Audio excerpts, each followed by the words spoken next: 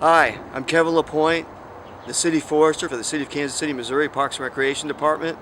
And we're out here today on a fairly nice day looking at ash trees. And as you can see behind me, we've got one of the ash trees on this block, which is lined with ash trees, both sides, that we've begun to remove.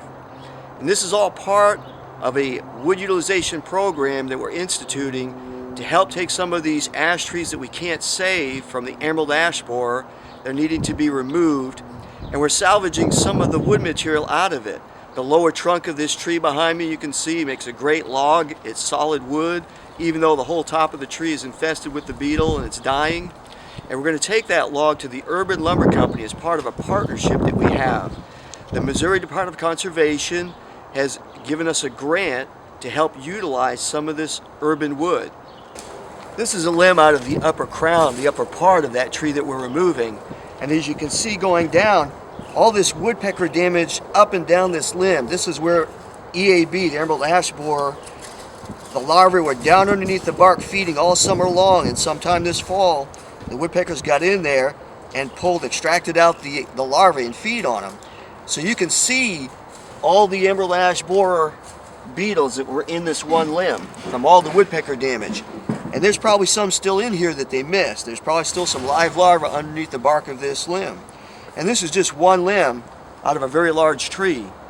And so all over the city, we're seeing this kind of woodpecker damage developing. It's very indicative of the beetle populations growing, and these trees are all going to start dying. This summer, I expect to see a lot of trees throughout the metro area starting to die from the tops down, where these beetles have been feeding and causing damage for the last few years. Hi, my name is Tim O'Neill, and I'm the manager and co-owner of the Urban Lumber Company, and we are pleased to be partnered with the Department of Conservation and Kansas City Parks and Rec. We are taking in ash trees that are being removed due to the emerald ash borer disease, and we're turning them into useful products like this paneling, for example. We take the trees and we saw them up and we dry the lumber, and the lumber is available for sale on our racks, and it's wood, so you can do anything you want with it. You can cut it up, stick it back together. It's a great creative alternative for people looking for hardwood lumber. When the logs come in, they're sorted in our back lot, and when it's time to saw the log, we bring it up on our patio and we chop the ends off and seal the ends so that the ends don't dry out and check.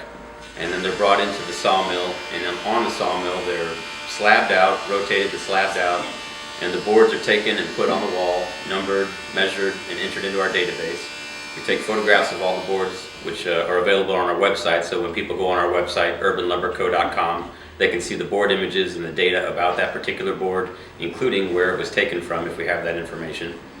And then they go out into the yard and they're air dried or kiln dried. And that takes a long time, usually between 3 months to a year, depending on the thickness of the board.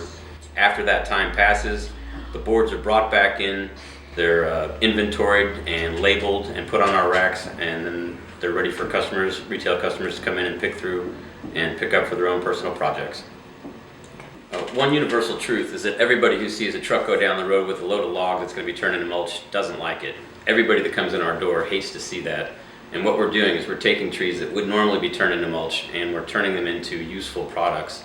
And people really respond to that. In our commercial world with IKEA furniture and mail order products, nobody really has a great connection to nature, or usually not as much as they want to. And having urban trees, things that grow in our city, that they can point to that was in a neighborhood that they know of, have it turn into a tabletop that's now a part of their life, is a very meaningful component in people's lives, and a lot of our customers really respond to that.